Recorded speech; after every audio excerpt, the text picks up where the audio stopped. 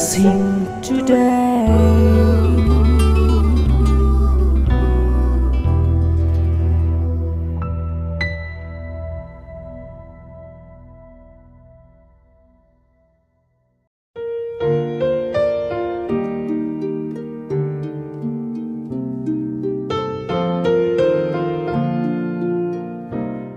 Blessing ടുഡേയിലേക്ക് ഒരിക്കൽ കൂടെ സ്വാഗതം. ഇന്നത്തെ എപ്പിസോഡ് സ്പോൺസർ ചെയ്തിരിക്കുന്ന പിറവത്ത് നിന്ന് യവനച്ചനും കുടുംബവും, അതുപോലെ തന്നെ പത്തനംതിട്ടയിൽ നിന്ന് പേര് വെളിപ്പെടുത്താൻ ആഗ്രഹിക്കാത്ത മറ്റൊരു വ്യക്തിയും. നമുക്ക് ഒരുമിച്ച് ചേർന്ന് ഇന്ന് ഈ എപ്പിസോഡ് സ്പോൺസർ ചെയ്തവർക്ക് വേണ്ടി പ്രാർത്ഥിക്കാം. കർത്താവെ, ഞങ്ങൾ ഒരുമിച്ച് ചേർന്ന് യവനച്ചനും കുടുംബത്തിനുമായി പ്രാർത്ഥിക്കുന്ന കർത്താവെ, ദൈവമേ തൻ്റെ ആരോഗ്യത്തെ അങ്ങ് അനുഗ്രഹിക്കണം. തൻ്റെ ഭാര്യയുടെ ഡെയ്സിയുടെ ആരോഗ്യത്തെ അങ്ങ് അനുഗ്രഹിക്കണമേ. എല്ലാ രോഗങ്ങളിൽ നിന്നും വിടുതൽ നൽകണമേ എന്ന് പ്രാർത്ഥിക്കുന്ന കർത്താവെ, അവരുടെ മൂത്ത മകൾക്കായി പ്രാർത്ഥിക്കുന്നു. നീനു ജോബൻ, അവളുടെ കുടുംബത്തെ കർത്താവെ അങ്ങ് അനുഗ്രഹിക്കണമേ എന്ന് പ്രാർത്ഥിക്കുന്നു. എല്ലാ നന്മകളാലും നിറയ്ക്കണമേ എന്ന് പ്രാർത്ഥിക്കുന്ന കർത്താവെ, അതുപോലെ അവരുടെ ഇളയ മകൾ അനുവിന് വേണ്ടി പ്രാർത്ഥിക്കുന്ന കർത്താവെ, ഇന്ന് കർത്താവെ അവളുടെ ബർത്ത്ഡേ ആണല്ലോ. ഇന്നത്തെ ദിവസത്തെ എല്ലാ അനുഗ്രഹങ്ങളും അങ്ങ് ചൊരിയണമേ എന്ന് പ്രാർത്ഥിക്കുന്ന കർത്താവെ, അതുപോലെ മെയിൽ ജർമ്മനിയിലുള്ള നഴ്സിംഗ് എക്സാമിൽ പാസ്സാകാൻ കർത്താവിൻ്റെ കൃപ കൊടുക്കണമേ എന്ന് പ്രാർത്ഥിക്കുന്ന കർത്താവെ. ഹല്ലേലൂയ. പത്തനംതിട്ടയിൽ നിന്നുള്ള പേര് വെളിപ്പെടുത്താൻ ആഗ്രഹിക്കാത്ത ആ വ്യക്തിക്ക് വേണ്ടി പ്രാർത്ഥിക്കുന്നു. അവരുടെ മകൻ ബിനീഷിന് വേണ്ടി പ്രാർത്ഥിക്കുന്നു. കർത്താവ് ഒരു നല്ല ജോലി കൊടുക്കണമേ, തൻ്റെ വിവാഹം അനുഗ്രഹമായി നടക്കട്ടെ എന്ന് പ്രാർത്ഥിക്കുന്നു. മറ്റ് 2 കുഞ്ഞുങ്ങൾക്കായി അവരുടെ കുടുംബങ്ങൾക്കായി പ്രാർത്ഥിക്കുന്നു. എല്ലാ ദൈവിക ദാനങ്ങളും നന്മകളും കുടുംബജീവിതത്തിലും അങ്ങ് നൽകണമേ. എല്ലാ കുടുംബാംഗങ്ങൾക്കായി പ്രാർത്ഥിക്കുന്നു. എല്ലാവിധമായ നന്മകളാലും അവരെ അനുഗ്രഹിക്കണമെന്ന് പ്രാർത്ഥിക്കുന്നു. യേശുവിൻ്റെ നാമത്തിൽ തന്നെ ആമേൻ. പത്തനംതിട്ടയിൽ നിന്ന് ഇന്ന് സ്പോൺസർ ചെയ്ത വ്യക്തിക്കും അതുപോലെ തന്നെ യവനച്ചനോടുമുള്ള പ്രത്യേകമായ നന്ദി ബ്ലെസ്സിംഗ് ടുഡേയുടെ പേരിൽ അറിയിക്കുന്ന. ദൈവം നിങ്ങളെ ധാരാളമായി അനുഗ്രഹിക്കട്ടെ എന്ന് പ്രാർത്ഥിക്കുന്നു.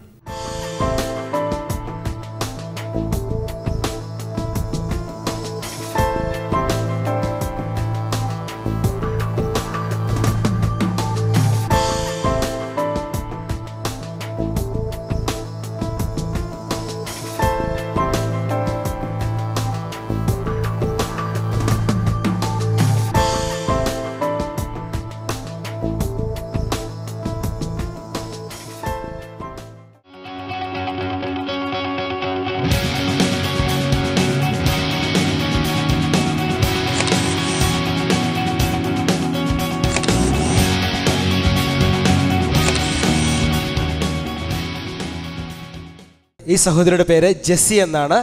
ഈ സഹോദരിക്ക് 2 വർഷമായിട്ട് കഠിനമായ നടുവേദനയായിരുന്നു. എന്നാൽ താൻ ട്രീറ്റ്മെൻ്റ് ഒന്നും ചെയ്യാൻ പോയില്ല. താൻ ഈ നടുവേദന സഹിച്ചുകൊണ്ട് തന്നെ വീട്ടിലെ ജോലികൾ സാവകാശം ചെയ്തുകൊണ്ടിരുന്നു. ഈ സഹോദരി പറയുന്നത്, താൻ ഇരുന്ന് കഴിഞ്ഞാൽ തനിക്ക് ഉടനെ തന്നെ എഴുന്നേൽക്കാൻ സാധിക്കില്ല. എഴുന്നേൽക്കണമെങ്കിൽ തന്നെ ആ കുനിഞ്ഞു നിൽക്കുന്ന പൊസിഷനിൽ തന്നെ കുറച്ച് ദൂരം നടന്ന് ക്രമേണയാണ് നടു നിവർത്തുന്നത്. അങ്ങനെയാണ് സാധാരണ ചെയ്യാറ്. 2 വർഷമായിട്ട് ഈ സഹോദരി ഇത് അനുഭവിച്ചുകൊണ്ടിരിക്കുകയാണ്. എന്നാൽ 6 മാസങ്ങൾക്ക് മുൻപ് നമ്മുടെ TV പ്രോഗ്രാം കാണുന്ന സമയത്ത് ബ്രദർ സാധാരണയായി രോഗികൾക്ക് വേണ്ടി പ്രാർത്ഥിക്കുന്നത് പോലെ പ്രാർത്ഥിക്കുകയായിരുന്നു. സഹോദരിയോട് പറഞ്ഞു, ഇങ്ങനെ ഇപ്രകാരം പറഞ്ഞു, നിങ്ങൾ വേദനയുള്ള ഭാഗത്ത് നിങ്ങളുടെ കരങ്ങൾ വെച്ച് ഇപ്പോൾ പ്രാർത്ഥിക്കുക, യേശു നിങ്ങളെ സൗഖ്യമാക്കുന്നു. ഈ സഹോദരി തൻ്റെ നട്ടലിൻ്റെ ഭാഗത്തായിട്ട് കരങ്ങൾ വെച്ച് പ്രാർത്ഥിച്ചു. താൻ പറഞ്ഞു ആ സമയത്ത് ഒരു തണുപ്പ് തൻ്റെ നട്ടലിൽ താൻ അനുഭവിച്ചു. എന്നാൽ തുടർന്ന് താൻ അവിടെ തന്നെ ഇരിക്കുകയായിരുന്നു. ശരിക്കും ആ സമയത്ത് സൗഖ്യമായി താൻ തിരിച്ചറിഞ്ഞിരുന്നില്ല. എന്നാൽ 10 മിനിറ്റ് താൻ TV വാച്ച് ചെയ്ത് താൻ എഴുന്നേറ്റപ്പോൾ പെട്ടെന്ന് അങ്ങോട്ട് എഴുന്നേറ്റു. താൻ പറയുന്നത് പതുക്കെ എഴുന്നേറ്റ് തുടങ്ങിയപ്പോൾ തന്നെ ഒരു വേദനയില്ല. അപ്പോൾ ഒന്നുകൂടി എഴുന്നേറ്റു, പെട്ടെന്ന് ഒന്നുകൂടി എഴുന്നേറ്റ് നോക്കി, ഒരു പ്രശ്നവുമില്ല. ആ നിമിഷം മുതൽ തനിക്ക് വേഗത്തിൽ എഴുന്നേൽക്കുവാനും ഇരിക്കുവാനും സാധിക്കുന്നു. പിന്നീട് ഒരിക്കലും ഈ നടുവേദനയുടെ പ്രശ്നം തനിക്ക് ഉണ്ടായിട്ടില്ല. വീട്ടിലെ എല്ലാ ജോലികളും സന്തോഷത്തോടെയാണ് ഇപ്പോൾ ചെയ്യുന്നത്. വേദന ഇപ്പോൾ ഇല്ല. മാത്രമല്ല ഈ മകൾക്ക് 20 വർഷമായിട്ട് ഡസ്റ്റ് അലർജി, പൊടിയുടെ അലർജി ഭയങ്കരമായിട്ടുണ്ടായിരുന്നു. എപ്പോഴും തുമ്മലും അതുപോലെ ജലദോഷം ഭയങ്കരമായിട്ട് വരുമായിരുന്നു. ഡസ്റ്റ് അലർജി മൂലം ധാരാളമായി ജലദോഷം വരുമായിരുന്നു. ഈ മകൾ അതുമൂലം വളരെ ഭാരപ്പെട്ടുകൊണ്ടിരിക്കുമ്പോൾ ബ്രദർ TV-യിലൂടെ രോഗികൾക്ക് വേണ്ടി പ്രാർത്ഥിക്കുന്ന സമയത്ത് ഇപ്രകാരം പറഞ്ഞു, ഈ സമയത്ത് അലർജികൾ മൂലം ഭാരപ്പെടുന്നവരെ കർത്താവ് സൗഖ്യമാക്കുമെന്ന്. ആ സമയം തന്നെ സഹോദരി ആ സൗഖ്യത്തെ ഇത് തനിക്ക് വേണ്ടി ഉള്ളതാണ് എന്ന് വിശ്വസിച്ചു, സ്വീകരിച്ചു. താൻ പറയുന്നു, ആ നിമിഷം മുതൽ, അന്ന് മുതൽ 6 മാസമായി താൻ സൗഖ്യമായിട്ട് ഒരിക്കൽ പോലും തനിക്ക് ഡസ്റ്റ് അലർജി വന്നിട്ടില്ല. എന്നാൽ എല്ലാ ജോലിയും വീട്ടിൽ പതിവ് പോലെ ചെയ്യുന്ന പോലെ ചെയ്യുന്നുണ്ട്. പൂർണ്ണ സൗഖ്യം ഈ സഹോദരിക്ക് ലഭിച്ചു. സൗഖ്യമാണ് ലഭിച്ചത്. തീർന്നിട്ടില്ല. യെസ്. ഈ സഹോദരിയുടെ മകളുടെ മകൾ, അതായത് പേരക്കുട്ടിയുടെ പേര് ജോഹാൻ. തനിക്ക് 7 മാസം പ്രായമുള്ളപ്പോൾ, കുറച്ച് നാളുകൾക്ക് മുൻപ് 7 മാസമുള്ള കുഞ്ഞായിരുന്നു. ആ സമയത്ത് കഠിനമായ കഫക്കെട്ടിൻ്റെ പ്രശ്നം മൂലം തുടർമാനമായിട്ട് ആ കുഞ്ഞ് രോഗിയായിക്കൊണ്ടിരുന്നു. അവിടുത്തെ ഒരു ഹോസ്പിറ്റൽ, ഇവർ പട്ടാമ്പിയിലാണ് മകളുടെ കുടുംബം ഉള്ളത്. അവിടുത്തെ ഹോസ്പിറ്റലിൽ കാണിച്ചപ്പോൾ ശരീരത്തിൽ ഒത്തിരി വിറ്റമിൻസിൻ്റെയും പല ഘടകങ്ങളുടെയും കുറവ് ഈ കുഞ്ഞിനുണ്ട്. പോഷകങ്ങൾ വളരെ കുറവാണ്. അതുമാത്രമല്ല, കഫക്കെട്ട് അമിതമായിരിക്കുന്നത് കൊണ്ട് വിറ്റമിൻസിൻ്റെ ഉൾപ്പെടെ 3 മാസത്തെ കഴിക്കേണ്ട ഒരു മരുന്നാണ് കൊടുത്തത്. അപ്പോൾ ഈ സഹോദരി പറഞ്ഞു, മകളെ, നീ ഇത്രയും 7 മാസം പ്രായമുള്ള കുഞ്ഞിന് നീ അത്രയും മെഡിസിൻസ് കൊടുക്കണ്ട, നീ ഇങ്ങോട്ട് വരാൻ പറഞ്ഞു. കോഴിക്കോടേക്ക് ഈ അമ്മയുടെ അടുക്കലേക്ക് വിളിച്ചു. എന്നിട്ട് പ്രെയർ ഡയറിയിൽ ഈ സഹോദരി ചെയ്തത്, പ്രെയർ ഡയറിയിൽ ഇപ്രകാരം എഴുതി, ജോഹാൻ എന്ന എൻ്റെ പേരക്കുട്ടിയുടെ ഞാൻ ഇനി ടെസ്റ്റ് ചെയ്യാൻ വേണ്ടി പോകുമ്പോൾ ഡോക്ടർ പറയണം ഇവന് ഒരു കുറവും ശരീരത്തിൽ, ഒരു പോഷകങ്ങൾക്കും ശരീരത്തിൽ കുറവില്ല എന്നുള്ള റിപ്പോർട്ട് ലഭിക്കണം, കഫക്കെട്ടുമില്ല എന്നുള്ള റിപ്പോർട്ട് ലഭിക്കണം. ഇവർ വീട്ടിലിരുന്ന് പ്രാർത്ഥിച്ചു. എൻ്റെ പ്രാർത്ഥന ഡയറിയിൽ ഇതുപോലെ ഞാൻ പറഞ്ഞതുപോലെ തന്നെ എഴുതി വെച്ച് ഈ അമ്മ പ്രാർത്ഥിച്ചു. കാരണം ഈ സഹോദരി നമ്മുടെ കോഴിക്കോടുള്ള ബ്ലെസ്സിങ് സെന്ററിൽ പങ്കെടുക്കുന്ന ഒരു സിസ്റ്ററാണ്. അതുകൊണ്ട് പ്രാർത്ഥനാശീലമുള്ളൊരു സിസ്റ്ററാണ്. ഈ സഹോദരി തൻ്റെ മകളും പേരക്കുട്ടിയുമായിട്ട് ഹോസ്പിറ്റലിൽ കടന്നുപോയി. ഇവിടെയുള്ള പ്രഗത്ഭനായ ഡോക്ടർ തന്നെ മുഴുവൻ പരിശോധിച്ചിട്ട് പറഞ്ഞു, ആ പറഞ്ഞ മരുന്നുകൾ ഒന്നും കൊടുക്കേണ്ട, കഫക്കെട്ട് ലവലേശം ഈ കുഞ്ഞിൻ്റെ ശരീരത്തിലില്ല, പൂർണ്ണമായത് മാറിക്കഴിഞ്ഞു, എന്ന മരുന്ന് കഴിച്ചിട്ടുമില്ല. നമുക്ക് സാധാരണ അറിയാം, കഫക്കെട്ട് മരുന്ന് കഴിക്കാതിരുന്നാൽ അത് സിവിയറായി ന്യൂമോണിയൊക്കെ ആയിട്ട് ഫോം ചെയ്യാറുണ്ട്. അത് സംഭവിക്കാതെ ഇവരുടെ വിശ്വാസം മൂലം കർത്താവ് ആ കുഞ്ഞിനെ സൗഖ്യമാക്കി. മാത്രമല്ല, പോഷക ഘടകങ്ങൾ കുറവുണ്ടെന്ന് പറഞ്ഞ എല്ലാ വിറ്റമിൻസും പരിശോധിച്ച് കഴിഞ്ഞപ്പോൾ കുഞ്ഞിനെ കൃത്യമായിട്ട് എല്ലാ കാര്യങ്ങളും, പ്രത്യേകിച്ച് അയൺ ഭയങ്കര കുറവായിരുന്നു. അയണിൻ്റെ ലെവലും എല്ലാ ലെവലും നോർമലാണ്, ആവശ്യത്തിനുണ്ട്. ആ റിപ്പോർട്ട് ഇവർക്ക് അത്ഭുതകരമായി കിട്ടി. 3 അത്ഭുതങ്ങളാണ് ഒരു വീട്ടിൽ നടന്നത്. ഇതിൽ ഒരു കാര്യം മാത്രം ചോദിച്ചോട്ടെ, നട്ടലിന് പ്രയാസം, ബാക്ക് പെയിൻ ഉണ്ടായിരുന്നല്ലോ, ആ സമയത്ത് പ്രാർത്ഥിച്ചപ്പോൾ ഉണ്ടായ ആ അനുഭവവും വ്യത്യാസം അതൊന്ന് പറയാം. ഒരു തണുപ്പാണ് വന്നത്.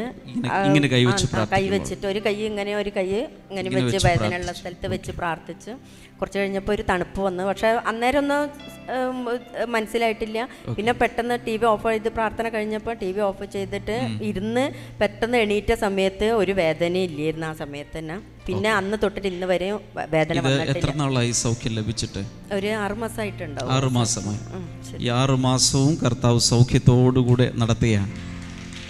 ഇന്ന് എത്ര പേർ വിശ്വസിക്കുന്നു ഈ സഹോദരിക്ക് ലഭിച്ചതുപോലെ അതിനേക്കാൾ വലിയ വിടുതലുകളും അനുഗ്രഹങ്ങളും ഇന്ന് ഇവിടെ ഇരിക്കുന്ന എല്ലാവർക്കും നൽകുവാൻ കർത്താവിന് ആഗ്രഹമുണ്ട്. 2 കൈകളും ഉയർത്തിപ്പിടിച്ച് ഈ സമയത്ത് എല്ലാവരും യേശുവിനോട് സംസാരിക്കാൻ തുടങ്ങാമോ? ഈ സഹോദരി തനിക്ക് വേണ്ടി, അതുപോലെ തൻ്റെ പേരക്കുട്ടിക്ക് വേണ്ടി, മകൾക്ക് വേണ്ടി എല്ലാം വിശ്വസിച്ചു. അതുപോലെ നമുക്ക് വേണ്ടി മാത്രമല്ല, നമ്മളോട് ബന്ധപ്പെട്ട് രോഗികളായിരിക്കുന്നവർ, ഇപ്പോൾ ഒരുപക്ഷെ മെഡിക്കൽ കോളേജിലോ ഹോസ്പിറ്റലിലോ ആയിരിക്കുന്നവർ, അവർക്കെല്ലാം വേണ്ടി പ്രാർത്ഥിക്കാം. കൈകളെ ഉയർത്തിപ്പിടിച്ചാൽ, കർത്താവ് ഈ സമയത്ത് ഞങ്ങളെല്ലാവരും ഒരുമിച്ച് ചേർന്ന് പ്രാർത്ഥിക്കുമ്പോൾ വലിയ അനുഗ്രഹങ്ങളും വിടുതലുകളും ഉണ്ടാകട്ടെ. യേശുവിൻ്റെ നാമത്തിൽ അത് സംഭവിക്കട്ടെ. പിത്താശയത്തിൽ കല്ലുള്ള ഒരു വ്യക്തിയെ കർത്താവ് ഈ സമയത്ത് സൗഖ്യമാക്കുന്നു. വലിയ സിവിയർ പെയിനിലൂടെ പോകുന്നൊരു വ്യക്തിയാണ്.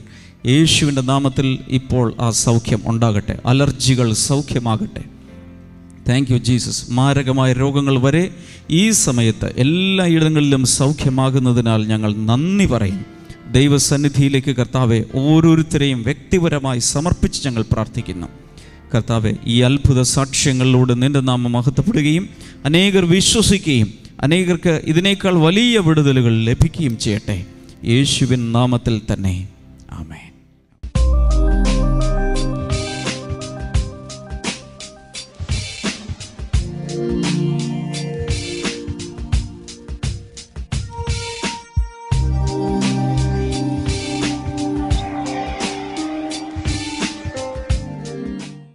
കൊരിന്ത്യർ 2-ാം അധ്യായം 14-15 വാക്യങ്ങൾ. ക്രിസ്തുവിൽ ഞങ്ങളെ എല്ലായ്പ്പോഴും ജയോത്സവമായി നടത്തുകയും ഞങ്ങളിലൂടെ തന്നെക്കുറിച്ചുള്ള പരിജ്ഞാനത്തിൻ്റെ പരിമളം എല്ലായിടത്തും പരത്തുകയും ചെയ്യുന്ന ദൈവത്തിന് സ്തോത്രം. അടുത്ത വാക്യം കൂടെ. രക്ഷിക്കപ്പെടുന്നവരുടെയും നശിക്കുന്നവരുടെയും ഇടയിൽ ഞങ്ങൾ ദൈവത്തിന് ക്രിസ്തുയേശുവിൻ്റെ പരിമളമാകുന്നു. മതി. കൈകൾ ഉയർത്തി ഉറക്കെ ഹല്ലേലൂയ പറയാമോ? കൂടുതൽ ശബ്ദത്തിൽ പറയാം. ഹല്ലേലൂയ. കുറച്ചുകൂടി ഉറക്കെ. ചിലർക്കൊക്കെ ഇതൊന്നും പറഞ്ഞ് പരിചയം കാണില്ല, ദൈവത്തെ സ്തുതിച്ചൊന്നും പരിചയം കാണില്ല. പക്ഷേ ഇന്ന് മുതൽ ഇതൊക്കെ ശീലിക്കുക. സ്തുതിക്കുമ്പോൾ സ്വർഗം നമുക്ക് വേണ്ടി തുറക്കപ്പെടും. നിങ്ങളുടെ വീട് തുറക്കാൻ ഒരു താക്കോലുണ്ട്, കാറ് സ്റ്റാർട്ടാക്കാൻ, ബൈക്ക് സ്റ്റാർട്ടാക്കാൻ ഒരു താക്കോലുണ്ട്. ഇതുപോലെ നമ്മൾ സ്തുതിക്കുമ്പോഴാണ് സ്വർഗം നമുക്ക് വേണ്ടി തുറക്കപ്പെടുന്നത്. ഓരോ പ്രാവശ്യവും സ്തുതിയും സ്തോത്രവും അർപ്പിക്കുമ്പോൾ നമ്മുടെ മേൽ ദൈവത്തിൻ്റെ ആ ഒരു വലിയ ദയയും അനുഗ്രഹവും ഓപ്പൺനെസ്സും നമ്മുടെ മേൽ ഉണ്ടായിക്കൊണ്ടിരിക്കും. ഈ വചനത്തിൽ 14-ാമത്തെ വചനത്തിൽ നമുക്ക് ഒരു പ്രാവശ്യം കൂടി 14-ാമത്തെ വചനം ഒന്ന് വായിച്ചു കേൾക്കാം. ക്രിസ്തുവിൽ എല്ലാവരും ചേർന്ന് പറയാം. ക്രിസ്തുവിൽ ഞങ്ങളെ എല്ലായ്പ്പോഴും ജയോത്സവമായി നടത്തുകയും ഞങ്ങളിലൂടെ തന്നെക്കുറിച്ചുള്ള പരിജ്ഞാനത്തിന്റെ പരിമളം എല്ലായിടത്തും പരത്തുകയും ചെയ്യുന്ന ദൈവത്തിന് സ്തോത്രം. ദീർഘമായ ഒരു വചനമാണ്.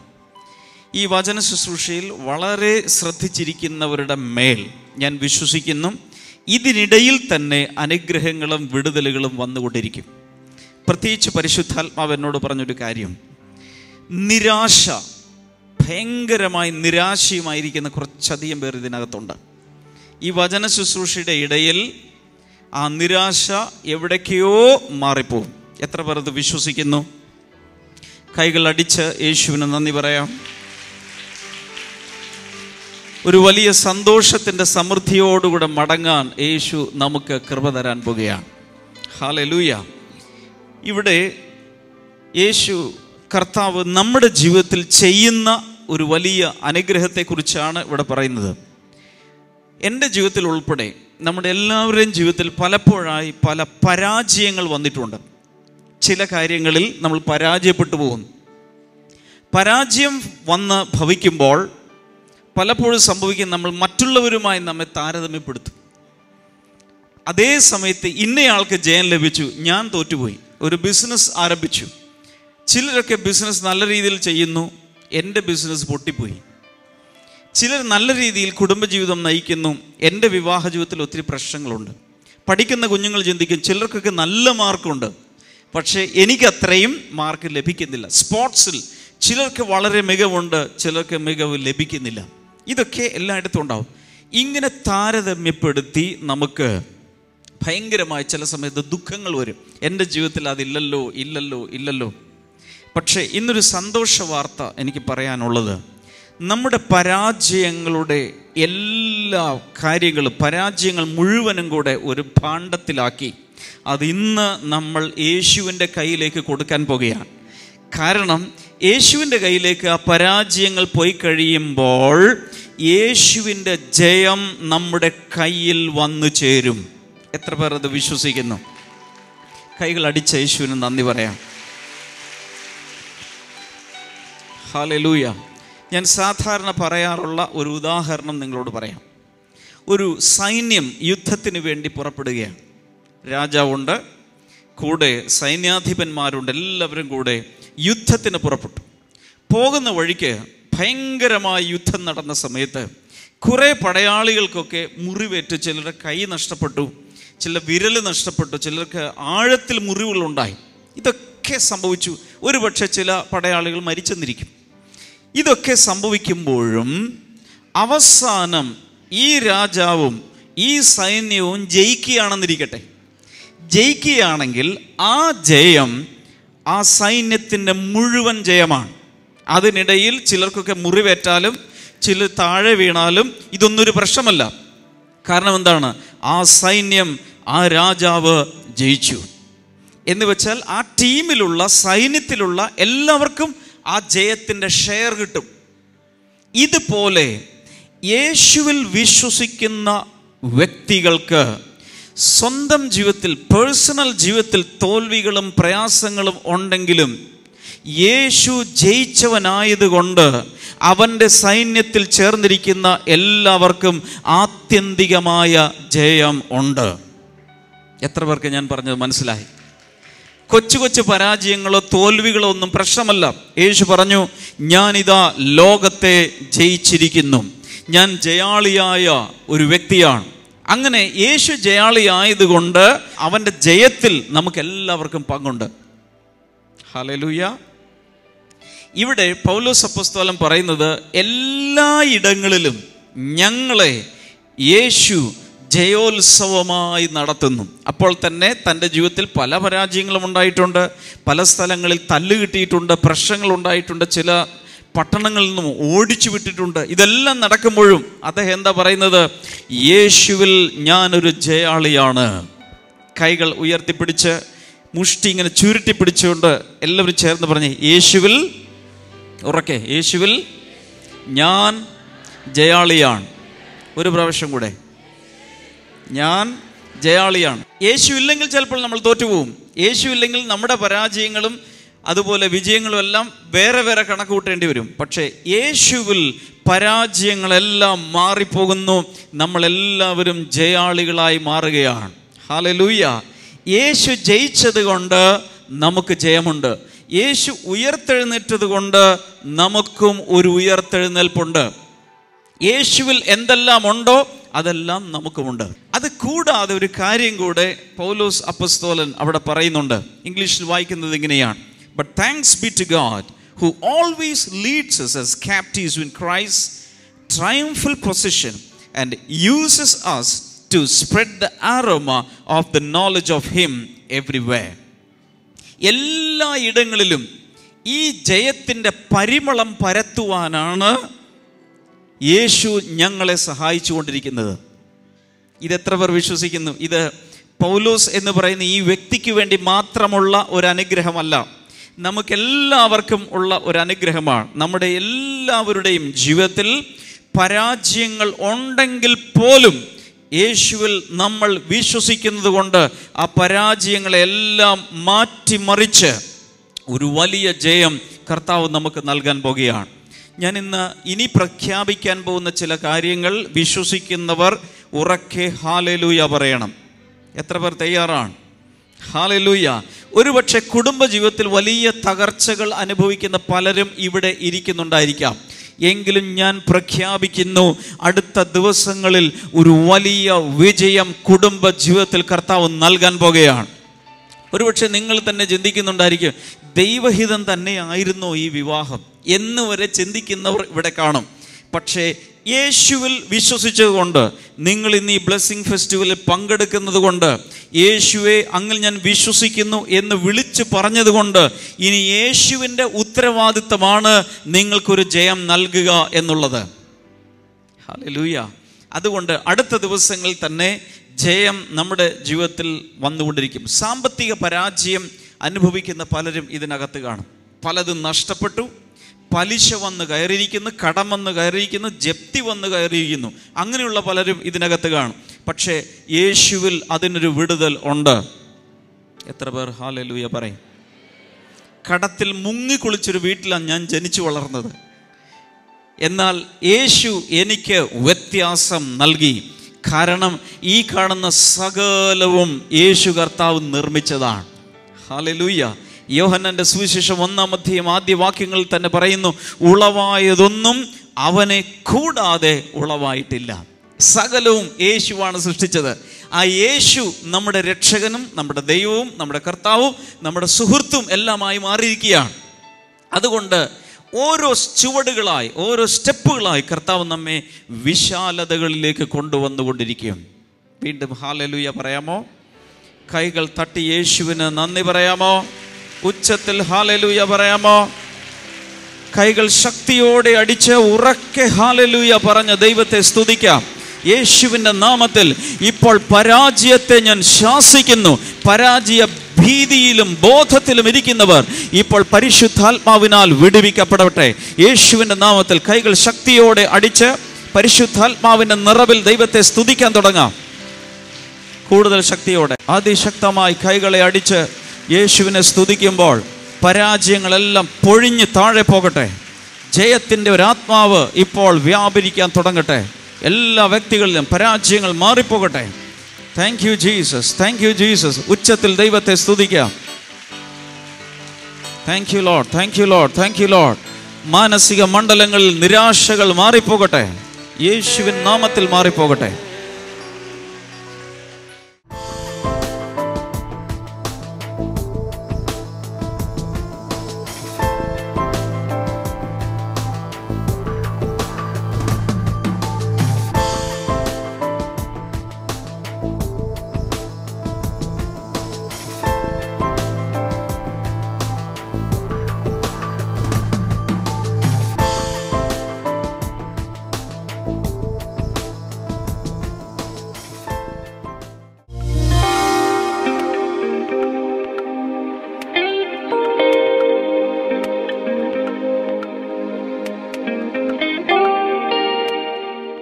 ഇനി നമുക്ക് ഒരുമിച്ച് ചേർന്ന് പ്രാർത്ഥിക്കാം. പതിവ് പോലെ ഞാൻ വിദ്യാർത്ഥികൾക്ക് വേണ്ടി ആദ്യമേ പ്രാർത്ഥിക്കാൻ വേണ്ടി പോകുകയാണ്. കർത്താവെ, ഞങ്ങൾ ഒരുമിച്ച് ചേർന്ന് എല്ലാ വിദ്യാർത്ഥികൾക്കായി ഇപ്പോൾ പ്രാർത്ഥിക്കുന്നു. ദൈവമേ, പരീക്ഷ എഴുതുന്ന എല്ലാവരെയും അങ്ങ് അനുഗ്രഹിക്കണമെന്ന് പ്രാർത്ഥിക്കുന്നു. ഏറ്റവും നന്നായി ഈ പ്രാവശ്യത്തെ പരീക്ഷ എഴുതാൻ കർത്താവിൻ്റെ കൃപ കൊടുക്കണമേ. അനുഗ്രഹങ്ങൾ അങ്ങ് ദാനമായി കൊടുക്കണമെന്ന് പ്രാർത്ഥിക്കുന്നു. എല്ലാം പരിശുദ്ധാത്മാവ് ഓർമ്മിപ്പിച്ച് ഉണർത്തിച്ചു കൊടുക്കണമെന്ന് പ്രാർത്ഥിക്കുന്നു. അപ്പോൾ തന്നെ നല്ല മാർക്ക് വാങ്ങാൻ കർത്താവ് കൃപ ചെയ്യണമേ. ഏറ്റവും നല്ല കയ്യക്ഷരത്തിൽ ഏറ്റവും മനോഹരമായി ചെയ്യാൻ അങ്ങ് സഹായിക്കണമേ കർത്താവ്. പ്രത്യേകിച്ച് കർത്താവെ, എല്ലാം എഴുതി തീരാൻ കർത്താവിൻ്റെ കൃപ കൊടുക്കണമേ എന്ന് പ്രാർത്ഥിക്കുന്നു. ഇന്ന് ഈ പ്രാർത്ഥിക്കുന്ന ഓരോ കുഞ്ഞുങ്ങൾക്കും കർത്താവെ വേഗത്തിൽ എല്ലാം എഴുതി തീരാൻ, അതും കർത്താവെ എല്ലാം ശരിയായ ഉത്തരങ്ങളും ഏറ്റവും ശരിയായ വിധത്തിൽ ഭംഗിയായ വിധത്തിൽ എല്ലാ പോയിന്റുകളും ഉൾക്കൊള്ളിച്ചുകൊണ്ട് എഴുതി തീരാൻ കർത്താവിൻ്റെ കൃപ കൊടുക്കണമേ എന്ന് പ്രാർത്ഥിക്കുന്നു കർത്താവെ. ഇനി രോഗികൾക്ക് വേണ്ടി പ്രാർത്ഥിക്കാൻ പോവുകയാണ്. കർത്താവെ, എല്ലാ രോഗികൾക്കായി പ്രാർത്ഥിക്കുന്നു. ഇപ്പോൾ തന്നെ യേശുവിൻ്റെ നാമത്തിൽ എല്ലാ ആസ്മയുടെ പ്രശ്നത്തിൽ നിന്നും വിടുതലുണ്ടാകട്ടെ എന്ന് പ്രാർത്ഥിക്കുന്ന കർത്താവെ. തൊണ്ടയ്ക്കകത്തുള്ള ചില രോഗങ്ങൾ ഇപ്പോൾ സൗഖ്യമാവുകയാണ്. നിർത്താതെയുള്ള പനി കൊണ്ട് കഷ്ടപ്പെടുന്ന ചില കൊച്ചു കുഞ്ഞുങ്ങളെ കാണുകയാണ്. യേശുവിൻ്റെ നാമത്തിൽ അത്തരം കുഞ്ഞുങ്ങൾ ഇപ്പോൾ തന്നെ സൗഖ്യമാകട്ടെ, ഇപ്പോൾ തന്നെ വിടുതൽ പ്രാപിക്കട്ടെ. Thank you Lord. ഫിക്സിൻ്റെ ചുഴലിയുടെ അപസ്മാരത്തിൻ്റെ ചില അസുഖങ്ങൾ യേശുവിൻ്റെ നാമത്തിൽ ഇപ്പോൾ മാറുകയാണ്. കുഞ്ഞുങ്ങളിൽ അത് സൗഖ്യമാകുകയാണ്. യേശുവിൻ്റെ നാമത്തിൽ അത് ഇപ്പോൾ തന്നെ സൗഖ്യം ആകട്ടെ. Thank you Lord, thank you Jesus. ജന്മനാ തന്നെ കാഴ്ചക്കുറവോടെ കൂടെ ജനിച്ചിരിക്കുന്ന ഒരു കുഞ്ഞ് ഇപ്പോൾ യേശുവിൻ്റെ നാമത്തിൽ ആ കുഞ്ഞിൻ്റെ കാഴ്ചശക്തി പൂർണ്ണമായും ആ കുഞ്ഞിനുണ്ടാകട്ടെ. യേശുവിൻ്റെ നാമത്തിൽ അത് വന്ന് ചേരട്ടെ. Thank you Lord. Hallelujah. Thank you Lord. നടക്കാത്ത ഒരു കുഞ്ഞ് ഇപ്പോൾ സൗഖ്യമാകുകയാണ്. യേശുവിൻ്റെ നാമത്തിൽ ഇപ്പോൾ തന്നെ സൗഖ്യമാകട്ടെ. ഏത് രോഗമാണെങ്കിലും യേശുവേ എന്ന് നിങ്ങളായിരിക്കുന്ന സ്ഥലത്ത് പറയാൻ തുടങ്ങിയാലും യേശുവിൻ്റെ നാമത്തിൽ ആ രോഗികളെല്ലാം ഇപ്പോൾ സൗഖ്യമാകട്ടെ. കടഭാരങ്ങൾ മാറിപ്പോകട്ടെ. ജോലിയില്ലാത്തവർക്ക് ജോലി ഉണ്ടാകട്ടെ കർത്താവെ. കേസുകളിൽ ദൈവിക ന്യായം തീർപ്പ് കൽപ്പിക്കപ്പെടട്ടെ എന്ന് പ്രാർത്ഥിക്കുന്നു. അങ്ങയുടെ കൈകളിലേക്ക് ഒരിക്കൽ കൂടെ സമർപ്പിക്കുന്നു, യേശുവിൻ്റെ നാമത്തിൽ തന്നെ. ആമേൻ, ആമേൻ, ആമേൻ. നാളെ നമ്മുടെ ബ്ലെസ്സിങ് ഫെസ്റ്റിവൽ നടക്കുന്ന പുനലൂരിലാണ്. അതുപോലെ തന്നെ ഈ ശനിയാഴ്ച തിരുവനന്തപുരത്താണ്. എല്ലാവരെയും ആ ബ്ലെസ്സിങ് ഫെസ്റ്റിവലിലേക്ക് പ്രത്യേകമായി ഞാൻ സ്വാഗതം ചെയ്യുന്നു. കടന്നു വരാനായിട്ട് ആരും മടിക്കരുത്. അപ്പോൾ തന്നെ ബ്ലെസ്സിങ് ടുഡേ റിസോഴ്സസിൽ നിന്നുള്ള മറ്റൊരു പുസ്തകമാണ് ഞാൻ നിങ്ങളെ ഇന്ന് പരിചയപ്പെടുത്താൻ വേണ്ടി പോകുന്നത്. Sermon note keeper. അതായത് ഡാമിയൻ തന്നെ ചിട്ടപ്പെടുത്തിയിട്ടുള്ളൊരു പുസ്തകമാണ്. ദൈവിക സന്ദേശങ്ങൾ എഴുതി സൂക്ഷിക്കാൻ സാധിക്കുന്ന മനോഹരമായ പുസ്തകം. ബ്രദർ ഡാമിയൻ കഴിഞ്ഞ ദിവസം പറയുന്നത്, അദ്ദേഹത്തിൻ്റെ പ്രസംഗത്തിലൂടെ പറയുന്നത് ഞാനിങ്ങനെ കേട്ടു. മരിക്കാൻ നേരമാകുമ്പോൾ നമുക്കുള്ള സ്വത്തും നമുക്കുള്ള സ്വർണവും നമുക്ക് നമ്മുടെ കയ്യിലുള്ള കാര്യങ്ങളൊക്കെ നമ്മൾ മക്കൾക്കും മരുമക്കൾക്കും ബന്ധുമിത്രാദികൾക്കൊക്കെ വീതം വെച്ച് കൊടുക്കാറുണ്ട്, ഭാഗം വെച്ച് കൊടുക്കാറുണ്ട്. എന്നാൽ യേശുവിനെ വിശ്വസിക്കുന്ന ഒരു വിശ്വാസിക്ക് അവർ മരിക്കുന്ന സമയത്ത് ദൈവിക സന്ദേശങ്ങൾ എഴുതിയ ചില നോട്ട്ബുക്കുകൾ അവരുടെ തലമുറയ്ക്ക് അവർക്ക് കൊടുക്കാനായിട്ട് സാധിക്കണം. അതിന് സാധിക്കണമെങ്കിൽ ഇത്തരമുള്ള പുസ്തകങ്ങളിൽ ആ ദൈവ സന്ദേശങ്ങൾ നിങ്ങൾ എഴുതി സൂക്ഷിക്കണം. അതിന് വേണ്ടിയിട്ട് സെർമൺ നോട്ട് കീപ്പർ ഇത് വാങ്ങിക്കാനായിട്ട് മറക്കരുത്. സ്ക്രീനിൽ കാണുന്ന നമ്പറിൽ വിളിച്ചു കഴിഞ്ഞാൽ കൂടുതൽ വിവരങ്ങൾ നിങ്ങൾക്ക് അറിയാൻ സാധിക്കും. നാളത്തെ എപ്പിസോഡിലൂടെ നമുക്ക് വീണ്ടും കാണാം.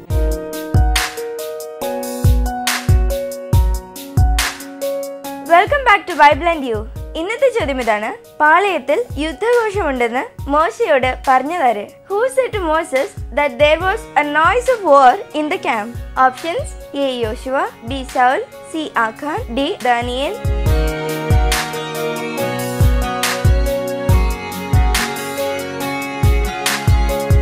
നിങ്ങളുടെ ഉത്തരങ്ങൾ 9645221221 എന്ന നമ്പറിലേക്ക് SMS ചെയ്യുക. ചെയ്യേണ്ട format BT space ABC or D space നിങ്ങളുടെ പേരും പൂർണ്ണ മേൽവിലാസവും. ശരിയുത്തരം അയക്കുന്നവർക്ക് സമ്മാനങ്ങൾ നൽകുന്നത് OM ബുക്സ് ആണ്.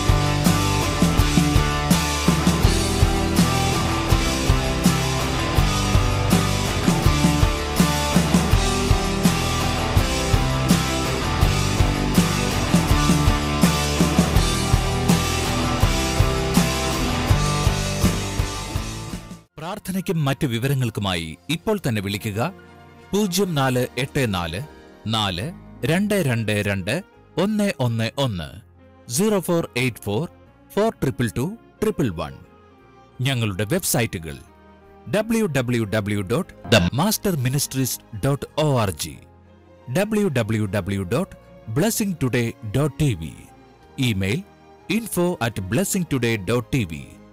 ഞങ്ങളുടെ address blessing today, post box number 2215, Edappally PO, Kerala, India 682024.